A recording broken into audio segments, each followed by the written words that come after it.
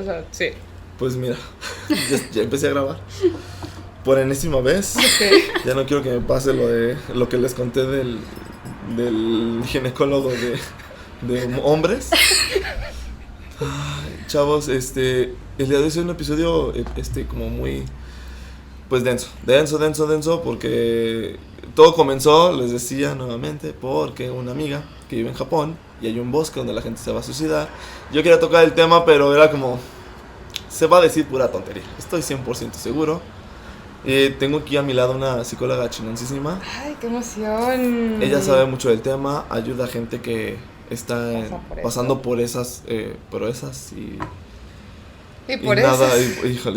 y perezas y careces, no sé, es que híjole, qué difícil. Y por otro lado tengo una chica, Jan, gracias por venir. Gracias. Ella, pues, su hermano cometió suicidio, como lo dije hace rato. Sí, es correcto. ¿Por qué quiero hablar del tema? Justo Sarita me decía que es un tema que nadie lo está hablando. Pandemia lo vino a reforzar, a detonar, visibilizar.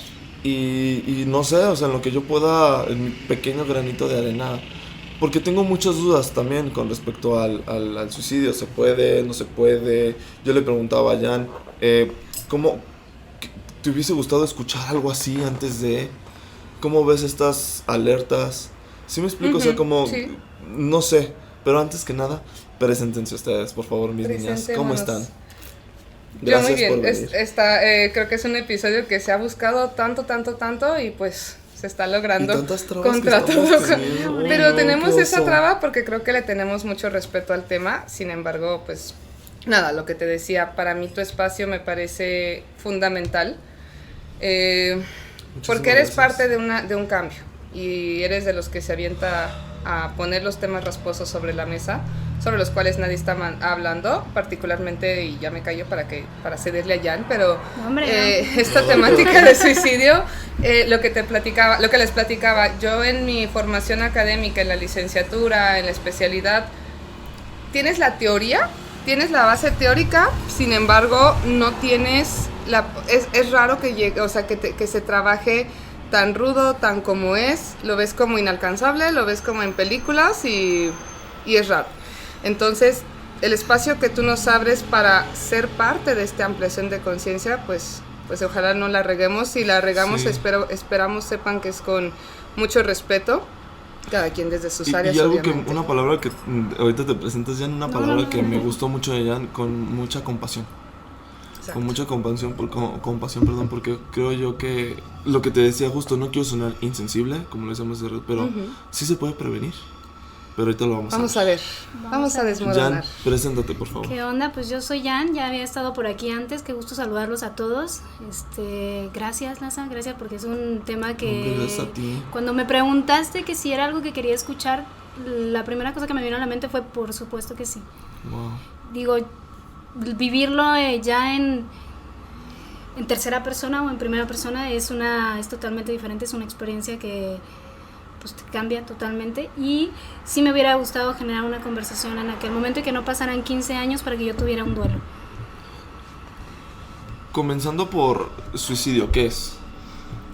En mi experiencia, en lo que yo puedo pensar, siento que es alguien que está muy desesperado, no encuentra una alternativa a cualquier problema. A la solución.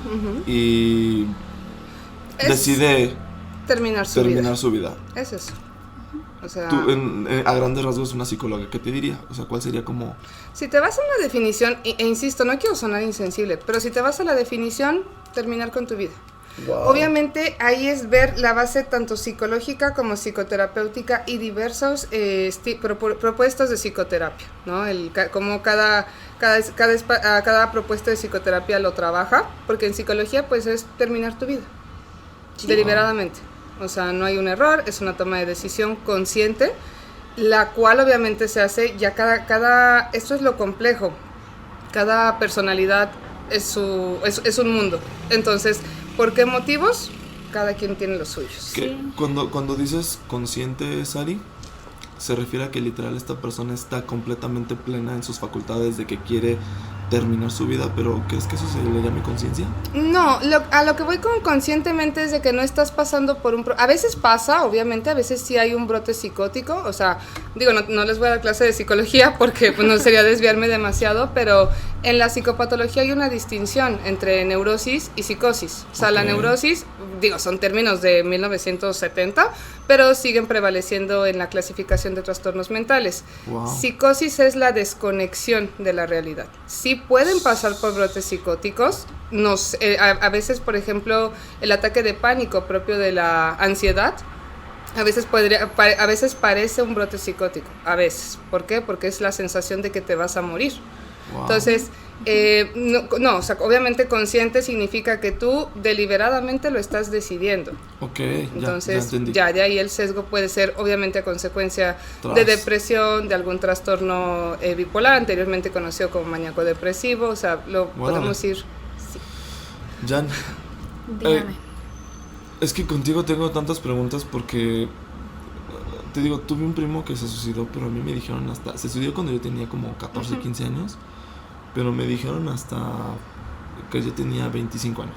¿Se me explico? O sea, sí tomó un tiempo porque mi mamá en ese momento dijo, no estabas listo para escuchar esas noticias porque estabas pasando por una etapa de tu vida pubertona en la que no te quería dar ideas. ¿Pero cuándo estás listo para eso? Contigo, justo tú mencionas 15 años. Sí.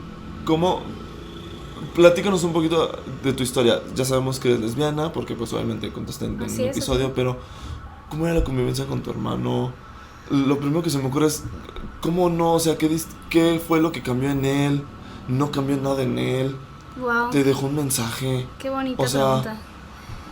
La relación con mi hermano, déjame decirte que para empezar mi hermano fue el primer amor de mi vida.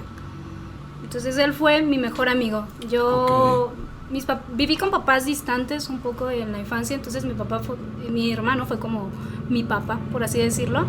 Me crié con él, crecí con él aprendí muchísimas cosas y pues, literalmente fue eso, fue mi primer amor. Wow. La relación era hermosa, nos llevábamos súper bien, nos contábamos todos, para mí era mi mejor amigo. Qué chido. ¿Qué cambió? Ahora que lo veo en retrospectiva, no cambió mucho. En realidad lo recuerdo a él siempre como una persona triste, como una persona nostálgica, como una persona enojada. Ahora caigo en la cuenta que había cosas que él no me decía. No sé por qué. No, hay preguntas que yo ya entendí que no se van a responder jamás. Pero... así que no cambió nada. Hubo un hecho que él se enfermó. Él enfermó de insuficiencia renal. Y a partir de ahí, haz de cuenta que los papeles se intercambiaron. De ser él mi protector, yo empecé a ser su protectora. ¿Qué edad tenía tu hermano? Mi hermano tenía... ¿Cuándo le diagnostican con? 17 años, 16, 17 años más o menos. Y yo tenía 3 añitos menos. Nos llevábamos 3 años. Ok. Entonces ahí se invirtieron los papeles después de que él siempre me protegía, él siempre me cuidaba, él siempre ponía la cara por mí. Entonces yo empecé de alguna forma como educarlo, ¿sabes? Porque educarlo en salud o como a motivarlo, porque él estaba muy desmotivado. O sea, él quería, para él fue un golpe muy duro de su enfermedad y de pronto ya nada valía la pena. Entonces yo era la que llegaba y le decía, a ver, hermanito, si te tomas este juguito te va a hacer bien, porque tu salud es primero. Entonces se me intercambiaron los papeles cañón, fue de un día para otro. Y recuerdo mucho que él en ese momento empezó a estar muy depresivo y me contaba lo que él quería hacer. En realidad yo lo supe, pero yo no tenía las herramientas. Yo no sabía, y como no teníamos esta relación tan estrecha con mis papás en ese momento, pues era solamente él y yo. Wow. Y aparte crecimos muy solos también, o sea, no teníamos como amiguitos, ni vecinitos, ni nada de eso que nos soportaran, ni familiares, éramos él y yo contra el mundo. Okay. Entonces, cuando esto sucede, cuando él se enferma, pues no es que cambiara su personalidad, sino que solo se invirtió eso, o sea, el papel de protector. Okay. Extrañamente, él dura enfermo 1 año, porque al año mi papá logra donarle un riñón, se cura está todo bien, acepta el riñón, perfecto. Qué chido. Él quería estudiar medicina, se va a estudiar medicina, se mete a la facultad de medicina en Morelia y tenía a su novia, se va, vive con ella y como a los 6 meses, mi papá, la persona con menos tacto del mundo, va y me dice, yo estaba en un retiro del escolar, llega súper agitado, me saca de donde estaba y me dice, tu hermano se suicidó. Y yo, ¿cómo? ¿Perdón? Ahí fue la primera vez que yo guardé silencio, total silencio. Y fue el primer, digamos, la primera huella que me dejó esa situación, porque en realidad ahora soy consciente de lo primero que sentí fue enojo. Me súper emputé con él. Recuerdo todo el camino desde Celaya, porque yo estaba aquí en Celaya, hasta Morelia, emputadísima. O sea, ¿por qué carajos lo hiciste? Y aparte recuerdo que yo estaba en el retiro, pues no podía usar celular. Cuando salí de ese retiro vi la llamada de él a las 6 de la mañana. Y yo enojada con él, enojada conmigo, enojada con la situación, enojada en general. Enojada con todo, pero yo no podía reconocer esa emoción, porque era el ser que más amaba en mi vida. Y lo primero, por encima del enojo que sentía, era amor. Y a los 14 años, casi 15 años, yo no sabía si tenía que sentir enojo o tenía que sentir amor y compasión. O respeto por lo que había hecho. Porque al final de cuentas él me respetó toda mi vida. Él sabía todo de mí. Él sí sabía todo de mí. Wow. Yo le entregué toda la información de mí a él. Él a mí no. Ahora lo sé. Y él me respetó y él me amó y él me entregó todo su cariño de la forma más respetuosa y más genuina posible que yo que no conocía en esa edad. Entonces yo en ese camino recuerdo que no sabía qué sentir. Y yo quería que alguien me dijera, que alguien me explicara qué estaba pasando. Yo volteaba a ver a mi papá, porque mi mamá no estaba ahí, mi mamá estaba en Querétaro. Y yo volteaba a ver a mi papá así de... Explícame qué. Ajá, pero no se lo podía decir porque no tenía ninguna comunicación con él. O sea, toda mi comunicación era con mi hermano. Con el único que hablaba en la familia era con él. Y cómo le decía a ese ser que se me presentaba en ese momento de, es tu papá, no hay nadie más. ¿Cómo le decía, habla conmigo? ¿Cómo le pedía eso? Y fueron, creo que de las 3 horas más complicadas de mi vida de llegar de Celaya hasta Morelia. Mucho silencio. Recuerdo, él llegó, pues obviamente él, el papá de familia, entró a la morgue a reconocer el cuerpo y yo me quedé afuera.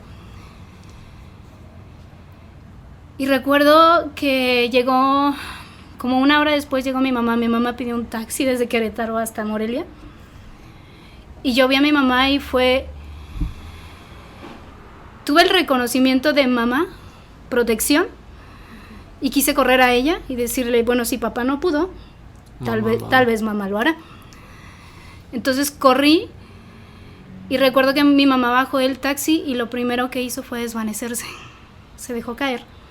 No dijo nada, no hizo nada, solo fue, no puedo más, estoy muy mal. Y yo me detuve a la mitad del camino.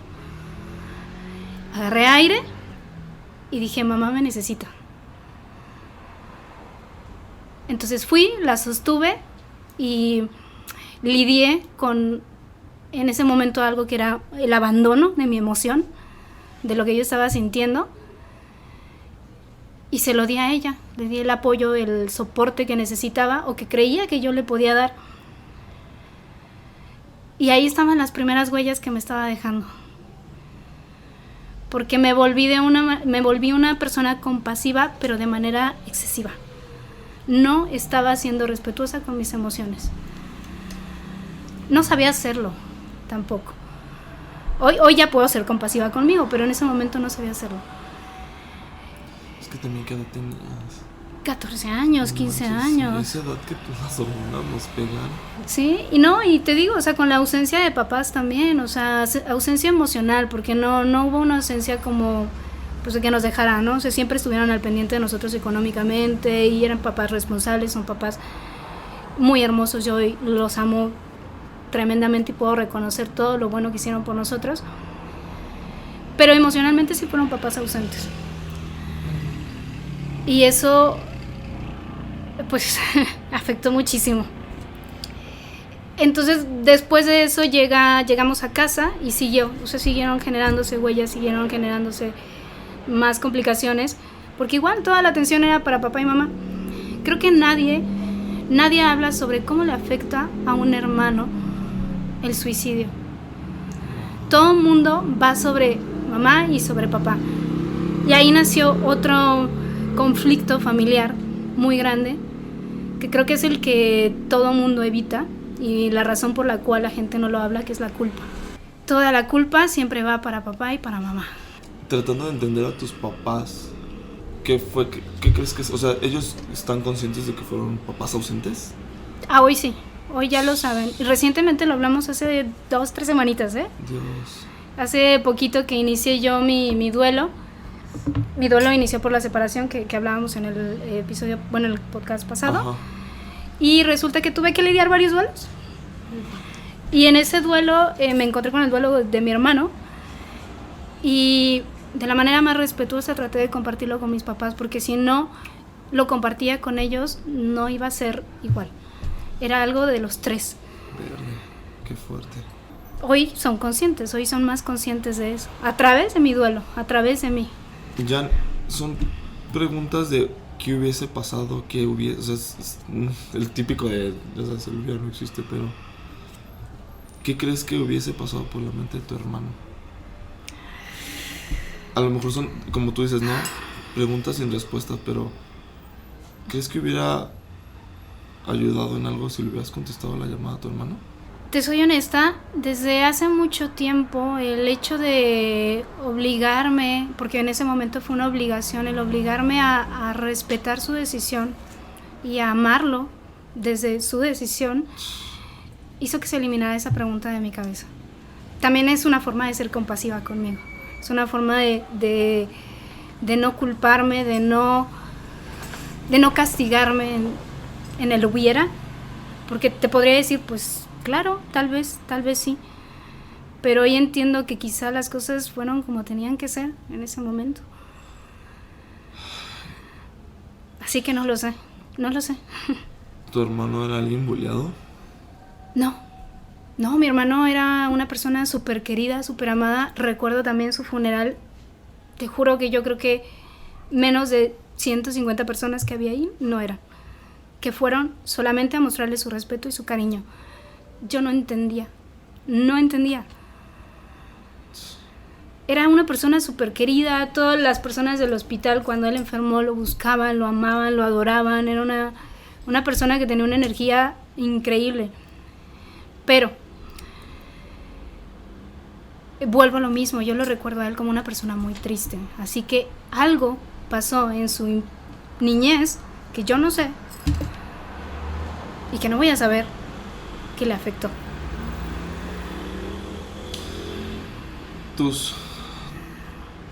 En este contexto del hubiera, tus papás, o sea, notaban algo raro en él. O sea, mencionas que eran papás ausentes, pero al final del día proveían, estaban ahí. Sí, sí, eran papás responsables también. No sé, digo, sé que estás teniendo esa conversación y a lo mejor le deberíamos de preguntar a tus papás, pero la dinámica, ¿cómo era? Pues fue una dinámica muy de cultura latinoamericana. ¿Qué te puedo decir? En realidad creo que la forma en que lo justificaban era diciendo, pues es que es adolescente. De la misma forma que te lo dijeron a ti, es que es adolescente y no, es normal, está bien. Y aparte está enfermo, entonces es natural. Y eso hoy entiendo que fue terrible. Porque un malestar o lo que sea que te pueda estar pasando, cualquier emoción, incluso buena, en la exageración, pues no puede ser algo natural. Pero ellos no lo sabían tampoco. Jan, ¿tu hermano dejó alguna carta? No, y eso es todavía más terrible. ¿O algo, nada? Nada, no dejo nada. Esta pregunta es más como para Sarita. Sí. Yo tenía entendido que a las personas que se suicidaban de alguna manera significaban algo. ¿Cómo? Perdón. Ejemplo, el que se ahorcó Ajá. era porque tenía ganas de esto. El que se aventó de un edificio era porque quería la llamada. O sea, como Sí. el que se empastilló quería esto. El que, o sea, como, ¿sí me explico? No sé. Sí hay un ¿Todas esas cosas significado. ¿Significan algo? No, yo Al siento, final del día. sí existió esa, pues no teoría, esa hipótesis, pero yo siento que es por lo mismo, la búsqueda de respuestas. O sea, es esta parte bueno, si escribes de esta manera significa que eres más inteligencia visual si miras para un lado, o sea, es exactamente lo mismo. Deja tantas preguntas el suicidio, que todo mundo por mecanismo de defensa natural vamos a buscar una respuesta. Porque es lo que pasa, ahorita que Jan compartía su historia, que me parece impresionantemente bella la forma en cómo lo has estado integrando, pero cuando revisas esta historia dices, ¿qué le pasó a esta chica? Entró en crisis. ¿Por qué? Porque es una crisis, tu vida está cambiando de un momento a otro. Entonces, así, segundos. Y eso lo decía tanto mi terapeuta de, hijita, la crisis no es algo que tú planeas, ¿eh? Es una llamada el martes a las 2 de la tarde que cambia el curso de tu existencia. Entonces, si agarramos, ahorita por ejemplo, podríamos decir bajo la base clínica que Jan es una sobreviviente. Entonces, el sobreviviente, como bien decías, tiene culpa. Hay algo que se llama culpa de sobreviviente. Pero entonces, en el momento en el que entras en este bloqueo, de un momento a otro tu vida cambia, tu mente es chingoncisísima. Entonces tu mente va a hacer todo lo posible por protegerte para que tú no enloquezcas. Porque tenemos el potencial, el potencial de rompernos hacia otra realidad. Les comparto el chisme, por ejemplo, en el sismo del 2017 yo perdí una prima y mi tía enloqueció. O sea, literal, mi tía está fuera de sí. Porque hay personalidades, hay mecanismos de defensa, como los de Jan, por ejemplo, que pueden enfrentar esto. Pero hay mecanismos de defensa, como los de mi tía, que son de potencial psicótico, que se entera de que mi prima le cayó una ventana y pues se murió. Y se enloquece, ¿no? Entonces, pues es otro chisme. El caso es de que en el momento en el que Jan entra en crisis, su mente la protege hacia un mecanismo de defensa. Fíjate qué interesante cómo tiene el mismo mecanismo que tenía su hermano, porque se cuidaban mutuamente. Entonces hay empatía ahí. Entonces la empatía que el hermano de Jan tenía hacia ella, de pronto muta cuando él pasa a ser el vulnerable. En el momento en el que él pasa a ser el vulnerable, él pierde su autonomía. Y esto es un problema interesante a nivel inconsciente, pérdida de autonomía se le llama, porque ¿cómo es posible que algo que es mío, mi riñón, deja de funcionar? Eso nuestra mente a veces no logra integrar eso. Los sobrevivientes de infartos, hola papá, el médico te dice todo lo que tienes que hacer para que no te vuelvas a infartar y haces todo lo contrario. O sea, ¿por qué? Porque es raro cómo tu mente dice, esto es mío, falló, entonces ahora voy a demostrar quién manda, perro. Entonces, es la pérdida de autonomía. Entonces, hicieron un traslado de mecanismos de defensa. Al final del día, a la hora, y dices, bueno, quizá no hay una respuesta, y ya me salí completamente de la pregunta, quizá no hay una respuesta, pero se fueron dejando mutuamente las herramientas para que lo pudiera sobrellevar. ¿Qué pasa en el momento en el que entre en crisis? Su empatía se combina con miedo, y el miedo se transforma en proflexión. Veo que mi papá no me cuida, mi mamá se me está desmayando, entonces, ¿qué es la proflexión? Hago por el otro lo que me gustaría que hicieran por mí. Fíjate cuál es el mecanismo de defensa que le pasó a su hermano. Y es lo que te decía la otra vez, y esto no quiero ser insensible, pero todos tenemos los botones de las armas de destrucción en las manos. Autodestrucción. La proflexión no tiene un resultado, salgo de mí y hago por el otro lo que me hubiera gustado que hicieran por mí. No tengo un resultado, me frustro, pero no le puedo mentar la madre a mi hermano, no le puedo mentar la madre a mi mamá, no le puedo mentar la madre a nadie. Esa frustración la cargo yo y se llama retroflexión. Hacerme a mí el abandono, el sutil desvanecimiento o a veces la sutil agresión que no le puedo hacer a nadie. Y todos retroflexionamos. fumando, con colitis, con gastritis, con dolor de cabeza, y va subiendo de nivel la retroflexión. Si estás desvaneciéndote para cuidar a los demás, y ya me salí completamente de tema, pero no, o sea, esto que dices regresando a la pregunta, esto que dices de si se ahorcan significa esto, no, yo siento que sigue siendo tantas respuestas, y que por eso que hermoso que abras estos espacios, para que nos vaya quedando un poco más claro que la decisión de estas almas es su decisión, y que bajo el precepto moral de la psicoterapia las cosas son del único modo en que pueden ser. Entonces no hay un que hubiera pasado, sí, como bien dices, todo mundo queremos encontrar ese si hubiera. Entonces empezamos a buscar en las formas, intentando encontrar el fondo, se llama figura fondo. Figura fondeandín. Una vez más, me salí completamente de tema. Pero es que te escucho y digo, entonces, no se puede prevenir el suicidio. Ojalá que sí. Mira, por ejemplo, ahorita que decías lo del hermano de Jan, por ejemplo. No quiero sonar súper negativo, pero dices, es que las cosas son como deberían de haber sido. Es un precepto moral, ajá. Yo con eso que estoy, o sea, no quiero sonar, vuelvo a lo mismo, insensible o necio, pero que se me hace como muy complicado entonces ahora leer a alguien, porque como decíamos, o sea, ¿por qué queremos leerlo? Para que no pase esto, pero a lo mejor él ya lo tenía decidido, ¿me explico? Es que al contrario, yo siento que venimos no sé si viste, creo que no, porque ya me di cuenta que tú no escuchas mis podcasts y que no lees mis publicaciones. Ay, tú lo confesaste. No, pero tiene que haber minuto de reclamo. No, hace un par de días puse en mi Facebook que hace un año fue cuando empecé a atender lo de riesgo suicida. Y apenas llevaba 2 chicas, y ya ves que te dije, en septiembre llegué a tener 27. Échate los números del año pasado. Entonces a lo que voy, justamente estaba revisando, me llegó el recuerdo de Facebook Memories en jueves, y justamente yo ponía, ¿por qué están llegando? El mundo hace preguntas, hay que saber qué contestar.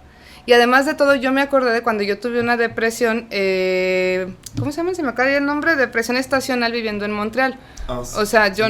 Ajá, entonces son factores tan fuera de control que Montreal es una ciudad extremadamente helada, tienes que moverte todo por debajo. Entonces ahí sí, es clima, ¿cómo lo controlo? Pero me empezó a pegar una depresión.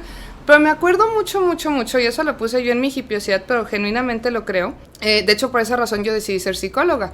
Estaba yo así literal llorando en una crisis heavy afuera de mi escuela, y una desconocida llegó, me dice, hace un frío de la chingada, ven, te invito a un café, y me llevó a una cafetería. Ese microacto, que dices, es que no sabemos leer, claro que lo podemos leer, que no queremos verlo es diferente. Porque ese microacto a mí me restableció, le hablo ahorita a mis papás y les digo, vengan por mí, no estoy bien. Pero es que no lo podemos leer, a veces sí, a veces no. También a lo que voy, existe la depresión endógena. ¿Cómo vas a saber que tu cerebro no está produciendo serotonina? No lo sabes. Entonces, no sean mis santos padres, que son unos hermosos, pero cuando yo decidí estudiar psicología hace como 18 años me dijeron, te vas a morir de hambre. Y como tal existe esta onda de ¿para qué te paga un psicólogo? ¿Estás triste? Ponte a trabajar. Sí. Ocúpate en algo, o sea, porque al final no lo quiero ver. Sí, claro, pero es esa onda de no lo quiero ver, échale ganitas. Porque anteriormente, y a Jan le tocó ser consecuencia de esa generación, como a muchos, no se hablaba. Lo que te decía, el miedo hace que prevalezca el estigma. Y si venían a psicología, literal decían, ay, es que vengo a dejar unas cosas, o sea, no aceptaban, si alguien más los veía entrar al consultorio, ay, aquí no es, ¿sabes? Pero al final, gracias a espacios como los que están abriendo, nos vamos dando cuenta de que lo necesitamos, no solamente la temática salud mental, emocional, o también entender de, chingado, ¿por qué si le estoy echando tantas ganas a esto, por qué me sigo sintiendo mal? Ah, entonces el tratamiento farmacológico. Pero aquí diles a muchas personas, échate una fluoxetina y se van para atrás, yo no estoy loco. O sea, sigue habiendo mucho estigma y por eso me parece fundamental estos espacios para decir, yo tuve esta depresión, por ejemplo, y ya me desvié, pero sigue. No, fíjate que no te desvías porque justo va a lo que veníamos platicando. Porque nadie lo habla, porque nadie te dice, querías escuchar, te hubiese gustado escuchar, o sea, No sabes allá afuera quién esté pasando por ganas de... No sabes si algún familiar tiene ganas de... No sabes si está mal algo en su cerebro porque dices algo le falta. O sea, y no es porque estén locos, sino simplemente algo está mal. Y todo, a veces es válido estar mal, ¿sabes? Claro. Pues yo creo que es como, es cultural, o sea, es como cuando te dicen, no hables de la muerte porque la llamas. Pero es algo natural. Tienes que hablar de la Saber muerte. relacionarse. Sí. Verde. Ese nunca lo he escuchado, fíjate. ¿Nunca lo has escuchado? Bueno, yo sí. Es más como de... Toca ay, madera. no vayas a Madera, que traer. la boca se te haga chuchoso. Ajá. Eso sí, pero como tal cual de que no hables de la muerte porque la vas a traer, pues como que... Pero no, es no. como, es una actitud evitativa, o sea, el no querer hablar de las cosas, el no querer informar, el no querer, que se vuelve a veces hasta prevención, el tan solo mencionarlo, el tan solo decirlo. Yo era ese, ¿eh? Sí, yo me acuerdo, yo vine con Sara, estaba súper motivado, lo hablé con unos amigos y me dijeron, güey, es un tema bien denso, güey. O sea, se volvió, no polémico ahí en el momento, pero hasta cierto punto dije, mejor sí, mejor me espero, no sé, yo mismo tengo muchas dudas acerca del tema. Pero lo que te decía hace rato, ¿se puede prevenir? ¿No se puede prevenir? ¿Qué pasa después? Para ti, ¿cómo fuiste al psicólogo? ¿No fuiste al psicólogo? ¿Te enfocaste en sobrevivir? ¿Qué era? Qué buena frase. Yo creo que me enfoqué en sobrevivir, en entender qué estaba pasando. Hay algo que siempre le cuento a las personas las pocas personas que han sabido de mi historia, que espero que hoy ya sean más, es que me recuerdo mucho después de que enterramos a mi hermano, ya el último día de los 8 días que se rezan. No. Me recuerdo sentada en la sala con 2 personas totalmente extrañas, en un silencio absoluto. De, sé que es mamá, sé que es papá, ¿y ahora qué? ¿Por qué no está él? Y mi mecanismo de sobrevivir se activó, fue, pues ya estoy sola. Sí, están aquí, son ellos, pero no lo tengo a él, no está él. ¿Qué hago? ¿Qué voy a hacer con mi vida?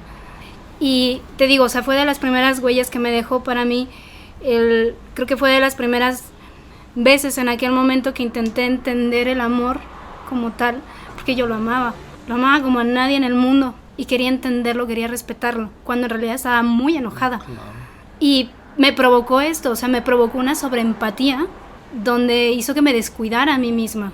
Me provocó una ansiedad terrible porque quería saber qué pasaba. Entonces, cada vez que se activaba una emoción negativa en alguien cercano a mí o que yo amaba, yo quería saber, yo quería proteger. Yo tenía miedo de que algo malo pasara. Y aparte, lo que decía Sarita ahorita, ¿cómo fue? Sarita, ahorita me recuerdas. Me provoqué una enfermedad. Hoy yo tengo una retroflexión. Ajá. Sí. Yo sufro una condición extraña donde no me falta el aire. Y ningún médico sabe. No es ansiedad. No es ansiedad, porque aparte toda mi vida fui deportista. Y de repente, después, como a los 2 años del suicidio de mi hermano, me da una bronconeumonía y me descubren se llama estenosis subglótica, que según la había tenido toda mi vida. Claro que no.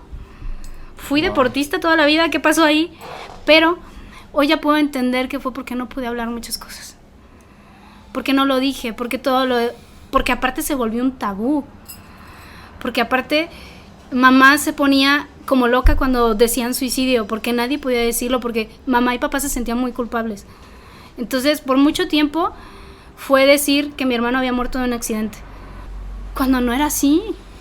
No lo podíamos decir. El hecho de que mi papá se le saliera en el primer día a decirle a su familia fue terrible para todos, o sea, fue juicio total. La familia de mi papá fueron los primeros que supieron. Nunca se habló del tema, nunca nos sentamos a decir, ¿qué pasó? ¿Qué vamos a hacer con esto? ¿Por qué es real? ¿Por qué esto pasó? ¿Por qué sucedió? ¿Qué vamos a hacer? Fíjate que yo quiero llorar, pero por tus papás. Uh-huh. Porque, pues en algún tiempo, ¿no? En nuestras vidas queremos echarle la culpa a nuestros papás. Uh-huh. Pero en este caso, ¿qué, güey? Está muy fuerte porque yo a veces digo... Me hubiese gustado que mis papás también fuesen distintos, pero fue lo que les tocó vivir, ¿sabes? Sí. Hay algo que nos dicen, bueno, y yo también No, adelante, adelante. No, discúlpame, pero, o sea, duele verlos porque también son humanos que sienten que la cagan, pero que traen como ideas bien arraigadas. Entonces, Sí, yo traté de protegerlos mucho tiempo, no me tocaba protegerlos, no me tocaba proteger nada, no me tocaba culpar a nadie porque no fue culpa de nadie, fue una decisión que tomó él. Y lo único que nos quedaba era desde el amor y desde la compasión, respetarlo. ¿Tus papás van a terapia? Fueron a terapia, hoy no van, hoy les cuesta mucho trabajo, pero agradezco infinitamente que podamos hablarlo ya. Wow. Que lo podamos decir, que podamos incluso, hace poquito mi papá hacer una broma con respecto a eso, entonces... Órale. 15 años después. Pero dices ya tu papá. Sí. Eso lo agradezco infinitamente, pero por mucho tiempo no se pudo, no se hizo. Que, Sarita, en este caso, que puede, o sea, un papá que viva eso, o sea, lo vemos desde la perspectiva de una mamá, el papá, como dices, los juzgaron a ellos son los que están, ¿qué puede ser? Ahí, ¿cómo liberas culpas? ¿Cómo responsabilizas la parte en la que, porque obviamente las emociones y todo este rollo de papá y mamá que pueden hacer ahí? Lo crucial, insisto, yo parece que tengo alma de piedra, pero no tengo alma de piedra. Lo que pasa es de que pues es mi chamba, ¿no? Entonces, lo crucial es abandonar la definición. O sea, abandonar en el momento de crisis. ¿Qué significa crisis? Ruptura. Te rompes. Entonces vas entendiendo que no solamente eres un papá, eres un ser humano, eres un hombre. Con un chingo de miedo, con un chingo de... no eres solamente una mamá. Esto es crucial en los procesos de crisis. ¿Por qué? Porque empiezas a... Si tú te clavas con la definición, aceptaste el sufrimiento forever. Porque yo debí, no es yo fui. Entonces en el momento en el que yo debí de, más no, o sea, en el momento en el que yo me clavo en cómo debió de haber sido y no cómo es, ya te empiezas a meter en un mar de culpas, como bien dices. Y culpa es una ecuación sencilla hasta cierto punto de entender. 2 o más responsabilidades arriba de una sola persona. Tú eres responsable de lo tuyo, Jan de lo suyo, yo de lo mío. Momento en el que yo me siento responsable de cómo lo mío te afecta, es mi culpa. Obviamente no me imagino lo que debió de haber sentido toda esta familia. Sin embargo, en un proceso de crisis, lo fundamental es entender que no solamente eres mamá o no solamente eres papá, no solamente eres psicólogo. Yo perdí a una chica el año pasado a consecuencia de la misma causa. Estaba en un market, no sé si no te tocó a ti ese relajo, pero me avisaron de que una de mis pacientes sí lo había logrado. ¿El año pasado? Sí. Entonces, dices, híjole, a la psicóloga no debería de pasarle, pero pasó. Pero a Sara sí le pasa, y Sara sí llora. Entonces, cuando abandonas la definición, aceptas el para qué. Obviamente, como bien dice Jan, 15 años después. But that's fine. O sea, momento en el que tú dices, no solamente soy, este debería de... Te permite, si no quiero ser insensible, al contrario, creo que es bellísimo decir, esto no fue en vano. Este chico tenía que venir a romper este esquema brutalmente tenía que venir a romper este esquema para confrontarse cada uno de estos individuos con su humanidad. Para eso existen las crisis. Nos hemos deshumanizado. Y eso fue lo que pasó el año pasado cuando se visibilizaron de pronto lo que te comentaba. Yo en 15 años que tengo trabajando había tenido 2 chicos de riesgo suicida. Uno sí lo logró, el otro no. En años. Entra COVID y lo que nunca en la vida, 27 casos. Sarita, perdón que te interrumpa ahí, pero es algo que se me hace súper bonito porque... Hace poco hablaba con mis papás sobre eso y le decía, yo sé que para todos, para nosotros 3, esto es muy difícil. Y yo siendo la positiva de la familia siempre les dije, pero qué bonito porque el acto que tuvo de amor mi hermano fue que hoy tu mamá, tu papá y yo estemos aquí sentados hablando de emociones y que nos conectáramos. Sí fue algo muy duro, sí fue algo muy difícil, pero nos llevó a este momento. Estamos aquí conectando después de tanto tiempo, interesados verdaderamente en lo que nos sucede a los tres, verdaderamente en mostrarnos amor, verdaderamente en respetarnos, verdaderamente en escucharnos, en hacernos estas demostraciones de, repito, de amor, de compasión, de cariño, y no estaríamos aquí si él no lo hubiera hecho. No nos hubiera llevado a esto, o sea, estoy segura que no estaríamos aquí, porque quizá yo estaría con él, porque quizá mi vida hubiera seguido con él, y a lo mejor papá y mamá no estarían juntos también. Wow. Fíjate que una parte de mí dice que no se tengan que esperar hasta que pase eso para que no, se por hayan supuesto, ¿verdad? por supuesto. Pero, claro. O sea, así como lo pintas se escucha muy chido. Y no sé, o sea, siento que por el mismo rollo que también yo traigo mis tabús, mis dudas, mis inseguridades, todo esto se me dice, digo, wow, o sea, qué impresión que ella esté hablando de esta manera. Pues yo creo que es una forma del después buscar el agradecimiento. En este punto ya no hay más nada que hacer. Entonces, ahora sí que como la frase común y típica dice, pues búscale el lado positivo a las cosas. ¿El para qué? ¿El para qué? Ajá. Sí, Wow. y el para qué bueno y el para qué positivo. Claro que tiene sus para qué negativos también, que son parte de... Pero el positivo del que nos podemos enganchar como familia, del que nos podemos enganchar para seguir, es papá y mamá y yo. Que después, fíjate, después de 15 años de verlos yo en un sillón donde decía, ¿quiénes son? Son mi mamá y mi Hoy papá. son mis nuevos amigos. Güey, qué chido. Hoy les puedo decir las cosas, hoy nos podemos decir las cosas, hoy podemos hablar sobre nuestras emociones, hoy yo les puedo decir cómo me siento, qué necesito, y ellos me lo pueden decir a mí. Wow. Y nos apapachamos y nos queremos y nos amamos un montón, hoy nos podemos abrazar y de verdad con toda la conciencia del mundo y con todo el amor decirnos, te amo. Qué conexión tan padre. Ujú.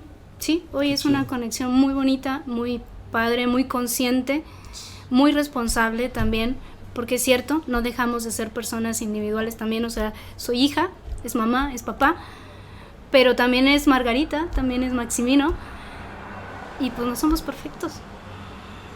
Y hay que entendernos, hay que convivir, o sea, hay que eliminar un poquito de la cultura también y entendernos como personas. ¿Tocas el tema de la cultura?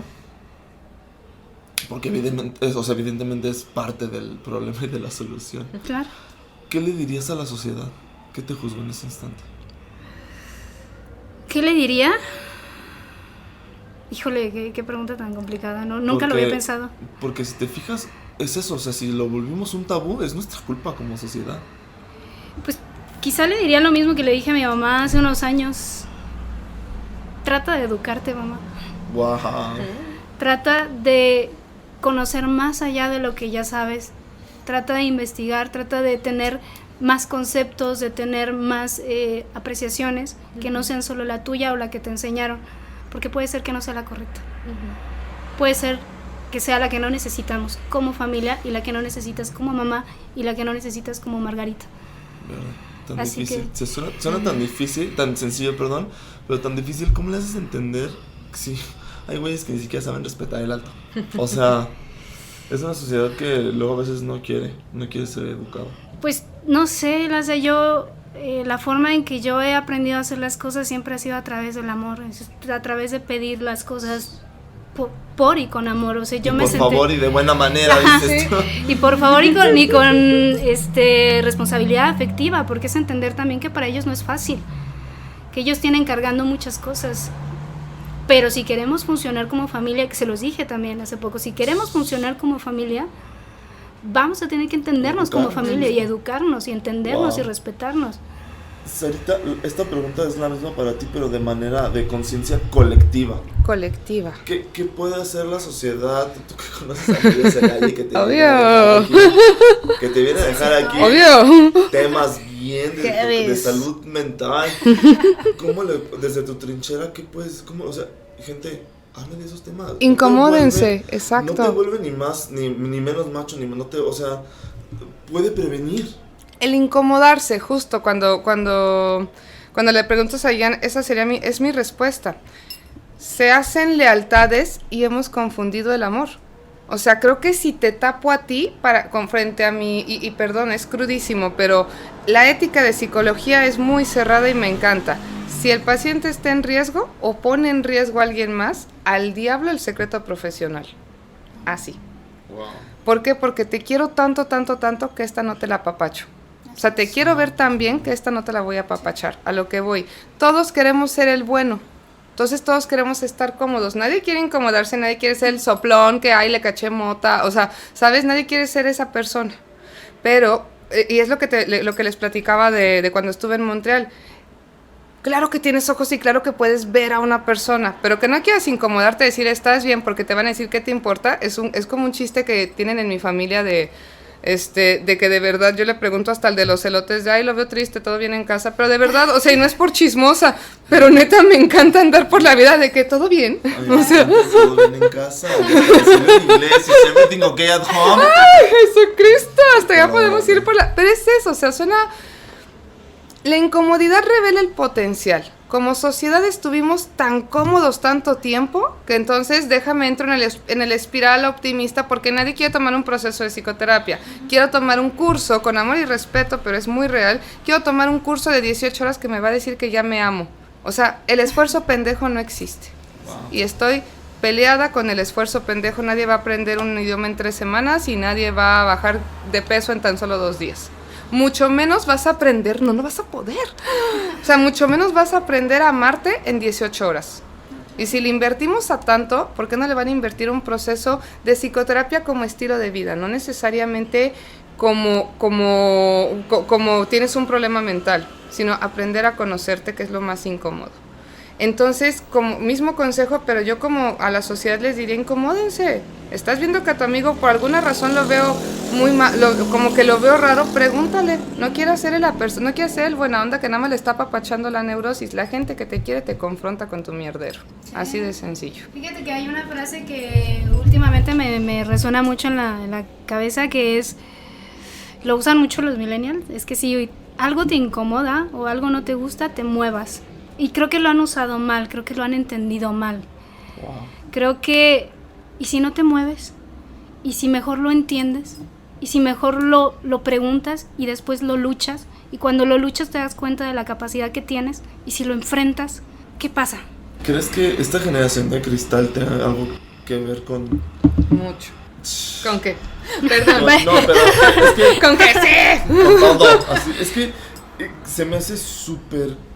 O sea, yo vengo de esta generación de papá, mamá que regañaban y órale, no sé qué. Sí, claro. Aguanta chingadazos. Ajá. Y pues, evidentemente funcionó para bien o para mal, ¿sabes? Salí medio jotón, pues. O sea. Detalle, no funcionó tan. O sea, pero. Nada es perfecto. Por supuesto que ni han pasado pensamientos de que, güey, pues mejor ya de mejor aquí, pero. Claro. Pues, o sea, hay algo en mí, no sé, ¿qué hice? Pues a chingarle, güey, aunque se escuche muy de echarle ganitas. Pues, claro, pero chingale, mijo. O sea, esta generación literal no la trae, ¿o qué pedo? Mucho yo siento que es el inconsciente colectivo, sí, o sea, y eso, no quiero ser insensible, pero antes de buscar el espiral de optimismo, porque es eso, ponte de buenas, vibra alta, y yo sé que lo tenemos mucho en el inconsciente colectivo de siempre tienes que estar bien, no, tienes que pasar por el mierdero, pero sí pasa, sí tengo muchas chiquillas que las quiero muchísimo y que ayer les tuve que explicar que Siddhartha es el Buda, ¿no? Es el esposo de Yuya. Qué miedo, ¿por qué? ¿Por? Porque no se quieren incomodar. O sea, porque obviamente una temática muy real y la lucha siempre va a seguir es salud mental, sí, y que siga avanzando la clasificación. El mundo se movió de una manera tan increíble que nos incomodó a nosotros a movernos también como profesionales, pero también está esta parte de tengo muchas chaparras que ya directito, ay, ¿tú no recetas? O sea, no, pues no, ve con un psiquiatra, no, pero no lo necesitas, o sea, hay que saber distinguir, obviamente. Sí creo que está ya tan inconsciente, no sé si algo tenga que ver, yo creo que sí. Yo vengo de la generación Televisa. Entonces era el drama, se aplaudía mucho el bajón, el drama, el llorar, que tampoco está padre, pero no le sacábamos a llorar. Uh-huh. Y esta generación le tiene un miedo es que tengo depresión. No tienes depresión, tuviste un día triste. frontal. O sea, that's all. O sea, pero y preciso, o sea, justo, el saber ponerle nombre, lo que platicábamos el día que estábamos chateando, videochateando, sí. O sea, el ponerle nombre le da el tamaño que tiene, y cuando tiene el tamaño ideal, lo puedes trabajar.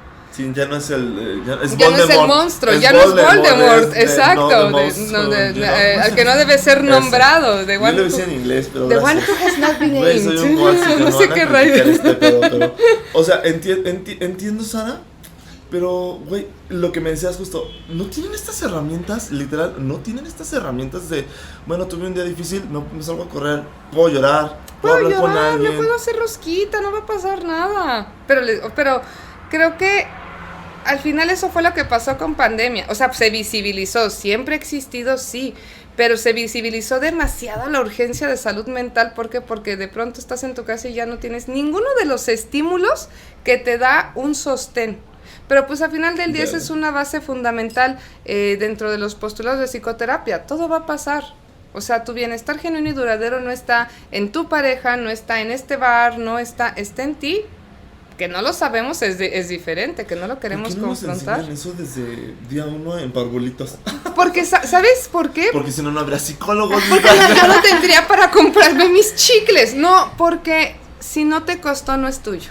Si a mí me hubieran dicho desde muy chiquita, eres una chingona, igual y ni siquiera valoraría el genuinamente sentirme tan chingona como soy. Quizá porque no te enseñan a convivir contigo mismo, ¿no? De entrada, porque hay mucho, nos tiene que costar. De entrada. No, nos tiene que costar, y es la apreciación, y al final todo tiene un sentido, incluso situaciones tan fuertes como lo es suicidio o riesgo de. En algún momento yo creo que todos hemos, lo que les platicaba, la retroflexión, son los botones de autodestrucción en tus manitas. Cuando fumamos, estamos retroflexionando, me estoy dañando. Cuando traemos una gastritis, o sea, al final, sí, es un botón de autodestrucción. Pero ahí les va la buena noticia. Proflexión es hacer por el otro lo que te hubiera gustado que hicieran por ti. Retroflexión es hacerte a ti el daño que no le puedes hacer a nadie más. Pero conforme se empieza a equilibrar, empiezas a hacer por ti lo que hacías por los otros. Entonces, retroflexión se convierte en autoestima. Confirmo. Okay. Y proflexión confirma, y proflexión se convierte en una empatía equilibrada donde no me quito para dar. Exacto. Me doy para compartir. Okay. Entonces, aquí me parece grande como por ejemplo el para compartir que la historia, mi experiencia, el entender que esa es la humanidad, la humanización. ¿Qué pasa en pandemia? Nos damos cuenta de qué tan deshumanizados estábamos. Te rompes, te humanizas, sientes, te da chorro, o sea, eres humano, te cansas. Es lo que le decía a una paciente que me dice, no me puedes recibir mañana, así de, bueno, ¿tú qué crees, que no tengo familia? De broma y no, o sea, es de, yo no nada más soy psicóloga. Tengo una humanización. Tengo vidation. Entonces, una vez que te humanizas, esto es precioso, el precepto moral número 1 del humanismo es, eres único, irrepetible e insustituible. O sea, te rompes lo que le pasa a Jan. Fíjate que, antes te interrumpo. No interrumpas, no te creas. Por gobierno también sabrá de esto, y si lo sabe, ¿por qué no hace nada? Date, adelante. Sí saben. Porque es incómodo, porque no quieren invertir, porque Celaya, Guanajuato sí tiene una red municipal de prevención del suicidio. ¿Tú sabías que existe? Me estoy enterando justamente hoy. Atrás de sábado, ti está mi reconocimiento. Sí, es a las 7:35. Y desconozco. No es cierto, ya lo quité. Y lo quité. Y lo quité, te voy a decir por qué. Porque es con mucho respeto. Yo también fui una practicante de psicología. Pero las redes municipales de prevención de suicidio no pueden ser atendidos por un practicante. Yo también fui, es con mucho respeto. Pero si yo con 15 años de experiencia, perdónamelo, naco, me cago cuando me llega algo así, imagínate un practicante. Se super surra. Te surras. Ahora, tú enseñas, es muy frustrante estar en el lado de investigación, que a mí me encanta. Tú sabes que mi investigación principal es la lucha para la erradicación del VIH, pero es muy frustrante investigar porque llegas con datos rudos, reales, a proponer. Y súper crudos y contundentes, quiero pensar. Sí, tal cual, pero te dicen, lo checamos. Vemos. Y sí, o sea, y si hay jornadas y si hay gente muy valiosa en los CAICES, en los ISAMES, claro que hay gente hiper mega valiosa, yo tengo el privilegio de conocerlos, ni para qué doy nombres porque luego me regañan, pero sí se la rompen. Sí dan nombres. No, pero sí se la super rompen por esta cultura de prevención, se van a escuelas, pero al final del día, ¿qué vamos a hacer 3 güeyes contra una ciudad que o sea, que llegas todo ñoño a decirles, a ver, niños, vamos a hablar de adicciones. ¿Alguien sabe lo que es mota? Y te van a decir, güey, mi tío fuma, mi tío le entra la piedra. O sea, se te viene encima porque te enfrentas. Yo sé más que tú. Sí, te enfrentas a una realidad que dices, en la madre, yo no sé, o sea, ¿cómo te vas nublando? Y pues obviamente el gobierno, claro que sabe. Oye, Sarita, tengo una duda. ¿Por qué en vez de, ya sabemos que estamos mal, gente que lo identifica, pero en vez de decidir como, yo ocupo ayuda, mejor voy a las drogas, mejor voy a la peda, mejor, o sea, ¿por qué? Por retroflexión. Es la retroflexión tal cual. Qué fuerte, ya no es retroflexión, son 100. No, y es bonito porque se transforma en autoestima, pero al final también necesitamos y todos hemos estado ahí, esta evasión. Pero al final del día, pues bueno, fuga. Sí, para al final, eso es lo curioso de la retroflexión, tarde que temprano te matas. O sea, qué cruda. Pero pues ok, una cosa es de que yo me echo mis cheves para fugarme, y otra cosa es que desarrollo un alcoholismo que me va a dar cirrosis, que al final del día me voy a dar en la madre. Verde. Al final es eso. Ay, muchachas. Jan, mi última pregunta para ti es... ¿Sí? Híjole, se escucha bien, no sé. A lo mejor me matan, pero no me quiero quedar con las ganas, la neta. Dime. ¿Te hubiese gustado, literal, o sea, qué te hubiese gustado que te hubieran dicho a ti en ese momento? ¿Qué me hubiera gustado que me dijeran a mí? Sé valiente. Enfréntalo. No lo evites. Sí, pues ahí está. Igual ya pasó. Pues sí, perdóname. Sari, ¿y a ti qué les dices a la gente? Ay, güey. Digo, a lo mejor esto es tema de consulta, ¿verdad? Ahorita te debo No. 300 pesos. Porfa. 500, perdón. Porque te Porfa, oigan, ¿dónde bajándole? Perdón, 1000. ¿Qué le digo a la gente? Nunca están solos. La vulnerabilidad es el auténtico vehículo para conectar con tu mundo. Nos da tanto miedo ser vulnerables que creo que lo puedo resolver solo, y chance sí, pero creo que no ha pasado todo lo que ha pasado, y yo se los digo de corazón, a mí me tocó pues los meros trancazos de la pandemia, creo que a todos, pero los que estuvimos en el frente de batalla, en salud mental, nos rompimos, y la neta es de que qué poca madre que sigan creyendo que están solos. O sea, sí, porque somos estar un solos puente. No es tan mal. Saber estar contigo es lo más hermoso del mundo, pero ser vulnerable te permite conectar. O sea, el que ya se abra ahí está, vulnerablemente ahí está mi experiencia, hace que tú conectes, hace que yo conecte. Entonces ya tienes ahí un puente, que este puente llega a alguien más, y no es hipiosidad. No están solos, ahí están todas las redes, está la red municipal de prevención, pero no, o sea, al final estamos un chingo. Está el Dream Team, no sé si tú viste que cuando empezó pandemia yo hice Dream Team Salud Mental, somos un colectivo de puras psicólogas a nivel nacional de tienes un pedo, háblame ahorita. Wow. Entonces, fíjate ahí están. Que ahorita que estás diciendo, si hay herramientas, ya me acordé, Instagram, si tú escribes tristeza, hashtag te pregunta, ¿todo bien en casa? Y me encanta, estuvo padre. Fíjate que yo escribí escribí porque estaba buscando el usuario de alguien más que empieza con kill. Y Instagram me preguntó, ¿todo bien en casa? ¿Todo bien en casa? Y yo, cabrón, qué herramienta tan mágica. No se me hubiese ocurrido. Son redes. Fíjate que la soledad, qué miedo le tenía yo a la soledad. Y a lo mejor a la fecha todavía aún, pero te digo que yo vengo de esta cultura de, no mames, es que vas a quedar solo, ¿eh? Y qué feo. Y el perro, y ni a él le gusta la soledad, ¿sí me explico? Uh-huh. Entonces yo digo, ay, Jesús bendito, creo que voy a quedarme solo para toda mi vida. No, yo siento que es lo más hermoso del mundo, saber amarte un buen estando contigo, estar solo, pero ser vulnerable. Al final es lo más bonito del mundo, te permite conectar con tu mundo. Es bien chillón. Y no tener miedo a hablarlo también. Siempre hay alguien que te va a escuchar y que no te va a juzgar. Fíjate que justo esto del miedo, cómo temía yo hablar de este tema, pero me relajó mucho. No es tan difícil entablarlo como yo me hubiese imaginado. Yo siento que le diste la seriedad que merece. te felicito, porque sí estabas bien nervioso. Pues cuántas veces O sea, no sé, yo Iván? me he aventado a hacer muchos, tengo tenido el privilegio de hacer muchos episodios contigo y nunca me había tocado el planear y cuando o sea, que me traje, que fuera de nos podemos ver antes, o sea, qué bueno que le diste ese respeto. Sí, gracias. Viene, lo tengo que confesar, sí viene desde una ignorancia totalmente. Pero Y a lo mejor hasta desde cierta deshumanización, porque también yo decía, bueno, sí se puede o no se puede, o sea, lo que te preguntaba al principio, sí se logra, pero veo que sí, o sea, veo que a pesar de que lo tengan bien decidido, puede haber un esboce así de, por supuesto que sí, chavo, ¿cómo no? Pues ojalá que ese sea uno de los mensajes, que sepan que se puede conversar antes de cualquier cosa. No, y aparte, o sea, por ejemplo, en tu caso, Jan, tengo aquí, mira, el llanto entero, porque qué fuerte que tenga que pasarte algo así, que te tuvo que haber pasado así algo para que tu familia se uniera y le pueda decir, Sí. ya no son estos extraños. Eso me turbo pegó. Digo, en algún punto en mi vida, para mis papás obviamente también fueron unos desconocidos. Para ti, no sé. sí. Pero, o sea, ¿sí me explico? Sí. ¿Qué tanto nuestros papás se vuelven nuestros ídolos que se nos olvida que ellos también son humanos? Son Sí. humanos, sí. Que no es mamá y papá, que también chillan, que también van al baño, que se pueden enfermar. Y tú dices, ay, no, y, híjole, es un tema que ahí también, para otro podcast, ¿verdad? Segunda parte. Ya está. Yo acá en Marta de Baile, otro Ay, podcast. sí, claro. porfa. Me cae bien gorda esa señora. Yo quiero ser ella. No me va a patrocinar nunca esa señora. No, Es pero- que yo soy Team Sofiaño de Rivera. Ay, no, yo soy Marta. Yo soy neutra.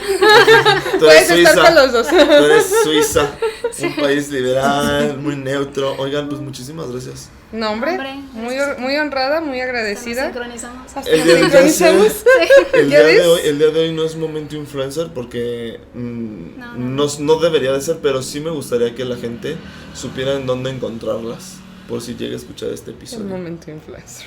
Bueno, pues no momento influencer, pero si quieren hablar o tienen alguna duda, yo estoy totalmente abierta a compartirles mi experiencia. Ya saben, Instagram, Reyes-Jan, y ahí. Que voy a dejar en la descripción, obviamente. Obviamente, Sarito. ya te la sabes, ya se la saben y pues seguimos en la lucha. El miedo hace que prevalezca el estigma, entonces sin miedo. Me encuentran como I'm Regularly Happy Podcast en Spotify, aunque la Sara no los escuche. Y Oye, ya me acordé, Regularly escuché Happy uno Sara. tuyo de celos. está de güey. Y yo soy bien... ¿Y por qué? Porque Qué raro. 2019 descubrí que Lázaro era bien 2019, celoso y sí, se sí, estaba... sí. El hasta último le me quedó dolía el chido. estómago. El Pero último sí, me quedó sí, chido. Sarito, muchísimas gracias, Jan. Dios me Gracias. las bendiga. No sé, sí No, creo que gracias. son budistas y una es judía, ¿Judía? pero Dios me las bendiga de todos modos. Yo creo que Dios ahorita tu Dios y mi Dios están así de... bien, equipo! Vámonos a pistear. O sea, bueno, yo no pisteo, ¿verdad? Pero es como... vamos por 10 tachas, bro. Sí, Tu Dios y mi Dios. sí, güey, qué bonito. padre. Qué lindo. Se Pues logró. la vendí, muchachos, se logró, La se vendí. logró. Cualquier cosa, ya saben, chavos, suscríbanse, porque pues uno quiere comer de esto, ¿verdad? Fondienme, ahí tengo ya la opción para unos 2, 3, 5 pesitos, échenme más, obviamente, lo que diga su corazón.